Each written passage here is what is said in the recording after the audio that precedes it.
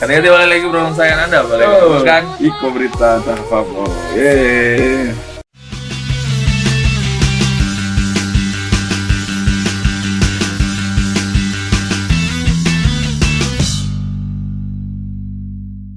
Di hari yang bahagia ini kita hari batik ya hari ini. Ini batik nasional, enggak bohong. Ini batik apa nih? Ini batik, oh batik mana ya? Pokoknya ada batik di dalam lemari. Oh gitu. Disiapin sama istri semuanya. Enak ya kamu punya lemari. Tahu nggak punya? Gak punya. Tahu punya apa tas? Bukan. Karung. Ini ada baju dari karung. Ya. Nah, kan tadi kita akan berikan masih. Ini ada yang nanya nih kemana minggu kemarin? Siapa? Siapa yang nanya? Jangan Itu ada di sosmed. Jangan Di YouTube ada. Kok sendirian? Kamu tanpa Andika hanya mas-mas biasa yang garing katanya. Tuh, kemana kamu? Nah, saya kemarin udah tugas negara ya, tidak bisa tinggalkan. Oh, itu ya, pergi melihat sapi, melihat ikan. Semuanya lah saya lihat ya. Tuh, bakal jadi aset saya nanti. Waduh, amin. Sudah menabur ini Benih. ya, benih ya. Tinggal panen saja beberapa tahun ke depan. Ya, berita pertama dari Iya. kita. Pertama ini kita dari Kota Jambi dulu, ada mantan cleaning service ya dari Rumah Sakit Umum Raden Matahir yang kemarin itu mencuri TV. Gini dia bertanya.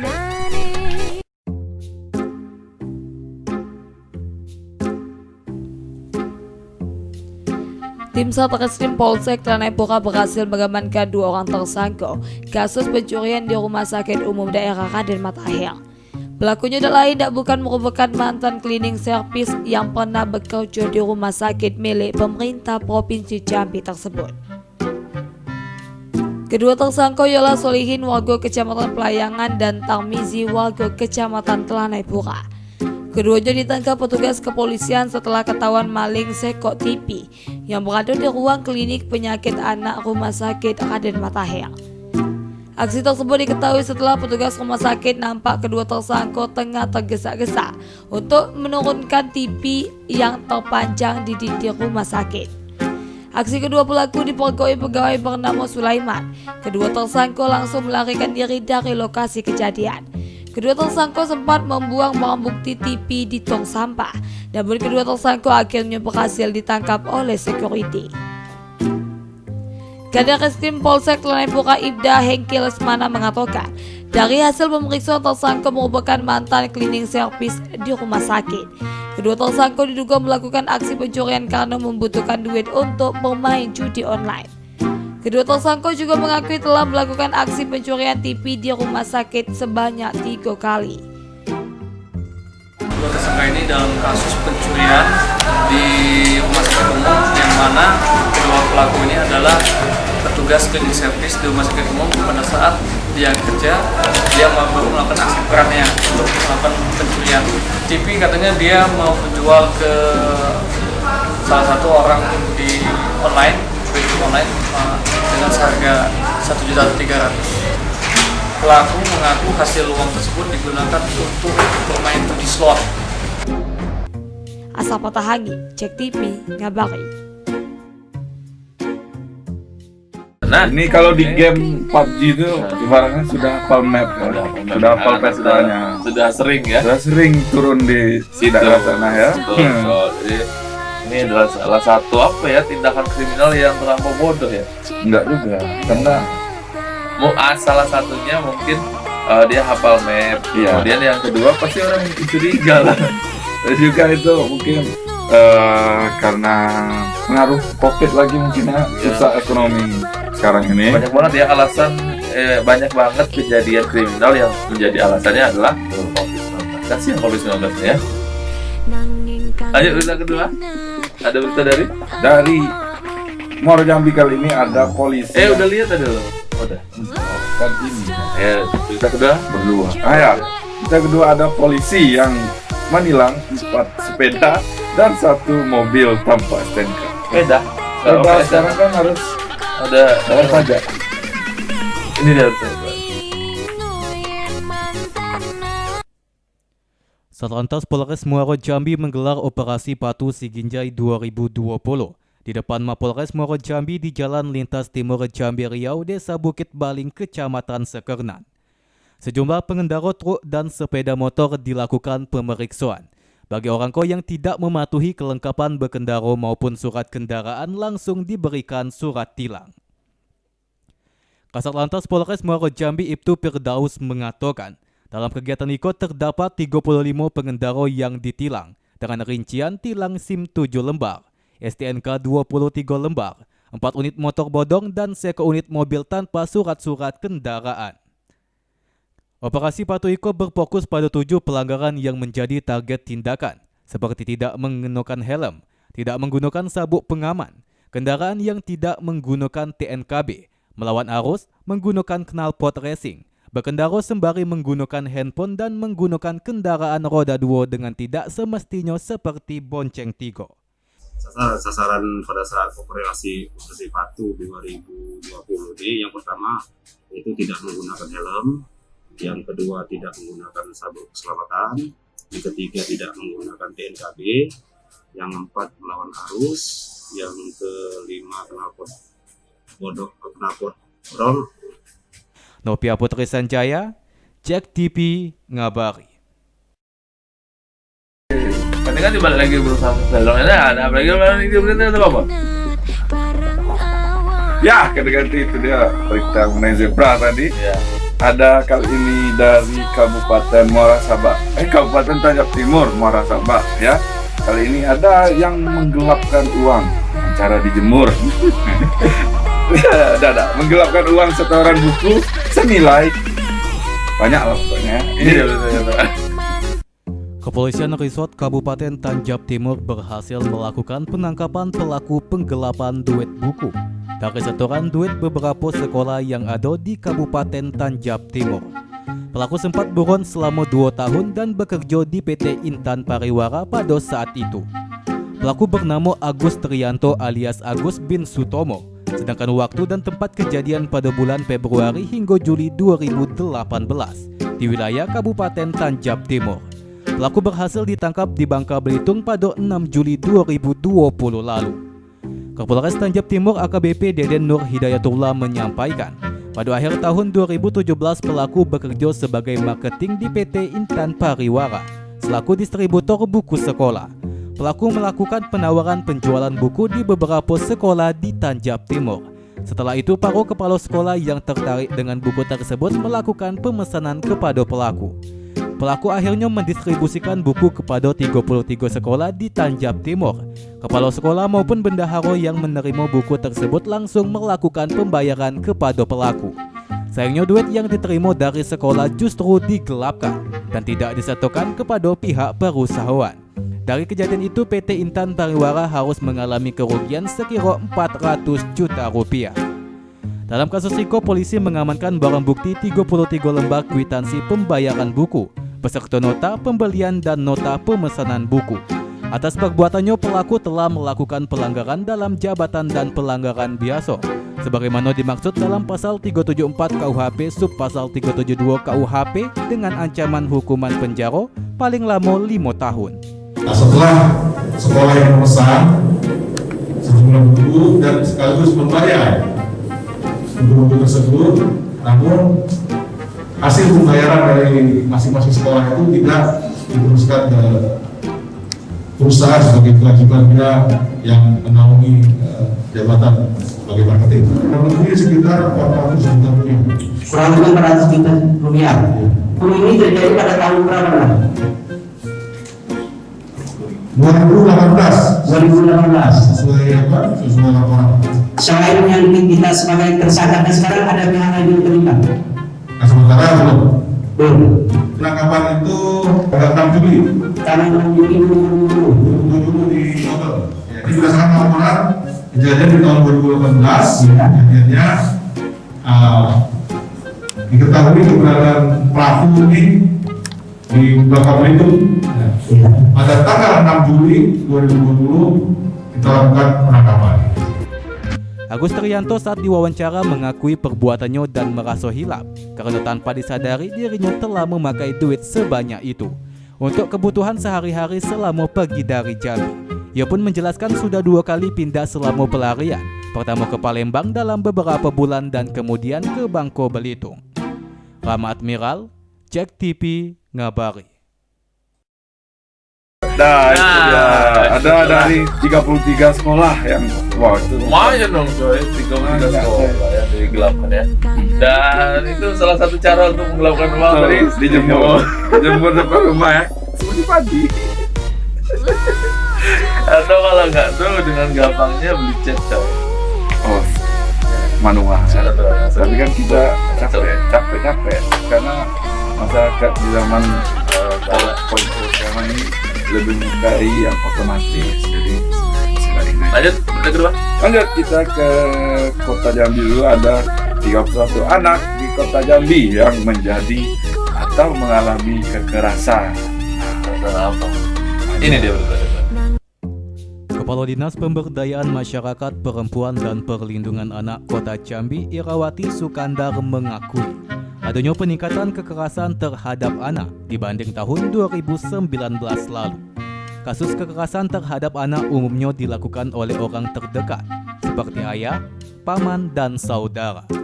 Irawati menyebut dari Januari hingga 15 Juli 2020, ada total 72 kasus kekerasan di periode yang sama di tahun 2019 lalu.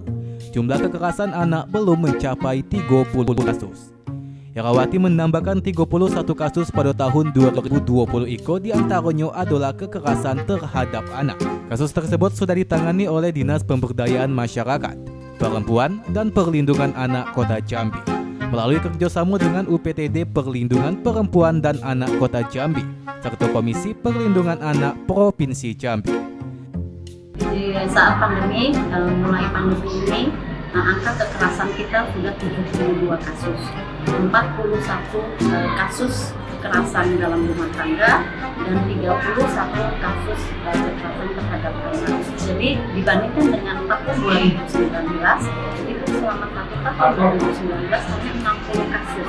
Ini baru tanggal 15 Juli terakhir ini laporan itu 72 kasus. Sementara itu, Wakil Wali Kota Jambi Dr. Maulana menyebut seluruh elemen masyarakat, baik itu tenaga pendidik dan orang tua, harus menjamin dan melindungi anak-anak dari beragam jenis tindak kekerasan. Selain itu, Dr. Maulana menghimbau kepada masyarakat untuk menghindari pernikahan anak di bawah umur, agar anak dapat menempuh pendidikan yang layak dan berkesempatan meraih mimpinya. Wari Utami, Cek TV, ngabar. Nah, lanjut ke berita pertama di segmen ketiga. Ini sepatu yang ringan itu ya, Skywalk. Ini sepatu sudah 2 tahun. Ada sepatu yang ringan kayak gak pakai sepatu. Mending gak usah pakai sepatu. Iya. Ya, jadi kita kembali lagi di acara Apa ini? review kejadian atau review tragedi hidup. Kali ini kita ke daerah teritorial Cendra.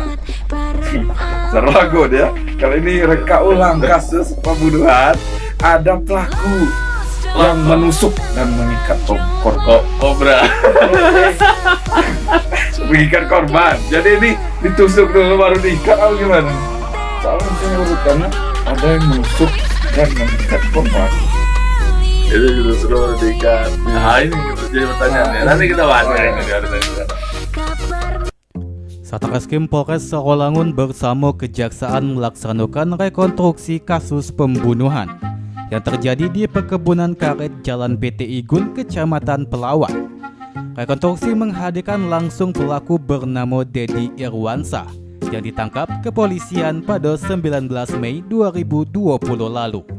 Rekonstruksi dihadiri oleh anggota Polres dan pihak Kejaksaan Sarolangun. Dalam rekonstruksi digambarkan bagaimana pelaku Dedi Irwansa bersama temannya berinisial D merencanakan untuk mengambil motor korban. Dalam rekonstruksi terlihat peran pelaku Denny sebagai eksekutor yang menghilangkan nyawa korban, sedangkan pelaku D yang masih buron sebagai pembantu Denny. Saat itu Surman yang menjadi korban tengah menyadap karet. Kemudian pelaku mendatangi pelaku untuk meminta kunci sepeda motor. Namun korban melakukan perlawanan. Kemudian kedua pelaku memukul kepala korban dengan kayu Pada adegan ke-22 tersangka langsung mengarahkan pisaunya kepada korban serta menghujamkan beberapa kali tusukan. Kemudian tersangka mengikat kaki dan membekap mulut korban hingga meninggal dunia. Kemudian kedua tersangka melarikan sepeda motor korban. Kasat Reskrim Polres Sarolangun melalui Kanit Pidum Satreskrim Aibda Romi menyebutkan, kita melakukan rekonstruksi bersama dengan jaksa penuntut dan administrasi beserta tersangka. Setelah kita melakukan seluruh pemeriksaan saksi-saksi dan pemeriksaan alat barang bukti untuk lebih meyakinkan, kita melakukan rekonstruksi. Untuk adegan 30 adegan, setelah kita lakukan rekonstruksi masih tetap 365 dengan memang pencurian dengan kekerasan. Selamat Riyadi, Jack TV ngabari. Nah, itu dia tadi beritanya yang sudah diikat-ikat dan ditusuk-tusuk. Jadi ini apa yang menjadi Ini mungkin ditusuk ya, melawan, ikat atau dia sudah ditusuk, melawan, diikat, lalu ditusuk. Ya semoga kejadian ini tidak terjadi lagi ya, dan ya hukum yang menjalankan tugasnya saja kayak masyarakat yang ikut ambil bagian. Dan juga kaulang seperti ini biasanya itu Ramai ditonton. tontonan masyarakat. Di masa pandemi seperti ini bioskop belum buka, mungkin Haus masyarakat haus akan dopamin. lanjut. Ya lanjut kita ke Muara Sabak. Nah ini teritorial Serial Om Romi ya. Jadi ada yang diduga dibunuh. Si Daeng ini ditemukan tewas mengambang di sungai Lambur. Nih, Lambur berapa kemarin nih? si orang Bugis katanya. Ini dia betul gitu. Sesosok mayat laki-laki dalam kondisi tanpa pakaian ditemukan mengapung di aliran Sungai Lambur pada Rabu 22 Juli 2020. Penemuan mayat Iko membuat geger masyarakat khususnya warga Dusun Sukanegara, Desa Lambur, Kecamatan Muara Sabak Timur, Kabupaten Tanjung Jabung Timur. Mayat Iko pertama kali ditemukan oleh seorang warga sekira pukul 7 pagi. Korban diketahui bernama Haji Daeng Mapuna, 63 tahun, warga RT 04 Dusun Polewali, Desa Lambur. Dari keterangan keluarganya, almarhum berangkat dari rumah menuju ke kebun. Pada hari Rabu 22 Juli 2020 sekira pukul 4 dini hari menggunakan pompong. Mayat telah dibawa ke UGD Puskesmas Rawat Inap Sabak Timur untuk dilakukan visum. Dari keterangan dokter ditemukan ada 13 luka di tubuh korban akibat benda tajam. Diduga mayat jantan Parubaya tersebut merupakan korban pembunuhan. Kasus Iko tengah ditindaklanjuti oleh pihak kepolisian. Aparat kepolisian Resort Tanjung Jabung Timur yang mendapat kabar langsung turun ke lokasi penemuan mayat. Hingga saat itu pihak kepolisian masih melakukan penyelidikan terkait temuan jasad korban yang diduga korban pembunuhan tersebut.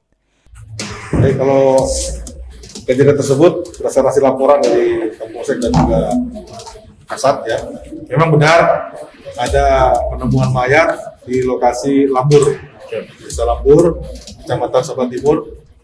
Ya, mayat itu sekitar umurnya 60 sekian tahun, laki-laki. Namun atas dugaan kekerasan sedang didalami. Nah, saat ini masih dalam proses pemeriksaan di rumah sakit terkait penyebab kematian. Rama Admiral, Jack TV ngabari. Wah, Ada lagi program yang sangat luar biasa. Betul. Bentar lagi kita akan merayakan Idul Adha ya. Jadi bentar lagi kamu dipotong, bagaimana perasaanmu? Saya sih Biasa aja. senang ya, sudah dibeli presiden, kemudian disumbangkan. Bangga, ada kebanggaan tersendiri. Dari keluarga-keluarga juga. Iya, untuk ikhlas ya deh. Ya, Karena sudah dibeli kan ada ada. perintah presiden ya. Saya mau ini, sapinya lucu. Habis beli dia ketawa kan. Jadi kamu disuruh mau dikorbankan atau disuruh ngelucu? Iya kan, pengorbanan aku tuh lucu bagi orang-orang. Wah. Setelah ya ganti kita ketemu lagi. Di berita terakhir ini ada berita dari mana? Kata kita nih kembali lagi ke wilayah kita, Kota Jambi. Kali ini ada teritorial siapa? teritorial Pak Maulana dong. Wow. Ya, lanjut. Pak Marwarila kan di sini dia. Markasnya Mabes. Ya, ini ada yang menyimpan sabu di celana dalam. Klasik Ya, ya. Dua pemuda asal Riau ini malah ditangkap. Pemuda, siapa yang mau meriksa celana dalam? Tim Opsnal Polsek Telanai-Pura Kota Jambi mengaku orang kurir narkoba jenis sabu seberat 100 gram. Kedua pelaku adalah Wendy Andika 23 tahun dan M. Rapli 18 tahun. Warga Kabupaten Indragiri Hilir, Provinsi Riau. Kedua pelaku ditangkap polisi saat akan mengantarkan narkoba di kawasan Jalan Lintas Timur, Sumatera, tepatnya di Kelurahan Penyengat Rendah, Kecamatan Telanai-Pura, Kota Jambi. Barang bukti sabu disimpan para pelaku di dalam celana dalam. Di hadapan polisi, kedua pelaku mengaku mendapatkan upah 5 juta rupiah dari seseorang untuk mengatakan sabu tersebut. Berapa kamu dibayar berapa? 5 juta. Terus sudah dibayar kemana? Kasih 300.000. Siapa itu yang bayarmu? Kenal tak? Kenal ya di sana ya, di daerah Kota Baru Segerija sana. Di sini kenal ini yang mau minta di sini yang pesan. Pernah info. Tapi yang ngubungin siapa? Yang ngubungin ke sini siapa? Yang dari Riau sana. Yang ngubungi orang yang di sini. Dia kenal. Namun upah baru dibayar Rp300.000. Kapolsek Telanai-Pura AKP Yumika Putra mengatakan, pengungkapan itu berawal saat tim Opsnal Polsek Telanai-Pura menggelar patroli rutin di TKP. Keduanya akan mengantar narkoba sabu tersebut kepada seorang di wilayah Kota Jambi. Untuk menindaklanjuti sang pemesan narkoba, polisi akan berkoordinasi dengan Polresta Jambi. Kedua tersangka juga akan dilimpahkan ke Satres Narkoba Polresta Jambi untuk pengembangan kasus tersebut. Asal Patahangi, Jack TV ngabari. Nah, ini dia salah satu modus lama untuk penyalahgunaan narkoba dan untuk menyuplai penyelundupan ataupun penggunaannya secara pribadi. Ini dimasukkan ke celana dalam. Tuh, mereknya krokodil. Wah, ada digigit dong. Digigit sabu. Ada buaya, ada burung. Nemeng banget. Waduh, mabuk deh ya. Jadi ini sudah ditangkap dan semoga tidak menyebar kemana-mana, terutama dari wilayah Riau yang masih Indragiri. Indragiri Hilir atau Hulu. Ya pokoknya Indragiri aja boleh nggak? boleh. Ya ada. Dia kan ada masyarakat. sudah di Mekar kan Indragiri. Mekar jadi Indragiri Hilir, Indragiri Hulu. Ya betul. Ya. Semoga masyarakat juga terhindar dari bahaya narkoba, terutama anak ada teman-teman yang sebaya kami ya. Tua dah. Jadi terima kasih sudah menyaksikan Niko Berita Apa-apa. Semoga kalian terhibur, semoga informasi ini juga kalian suka. Ya, dan mohon maaf jika ada salah kata, salah perbuatan, salah edit dan segala macamnya. Tolong follow Instagram kami berdua, follow Instagram media yang lainnya. Dan juga subscribe YouTube channel kami Ananda Dede, Fabiola dan juga tentunya Jack TV ya, untuk bisa memperbarui informasi Anda. Ya, akhir kata saya Andi Lukman. Saya Paulus Subianto Undur diri. Salam Jack TV, kebanggaan kita.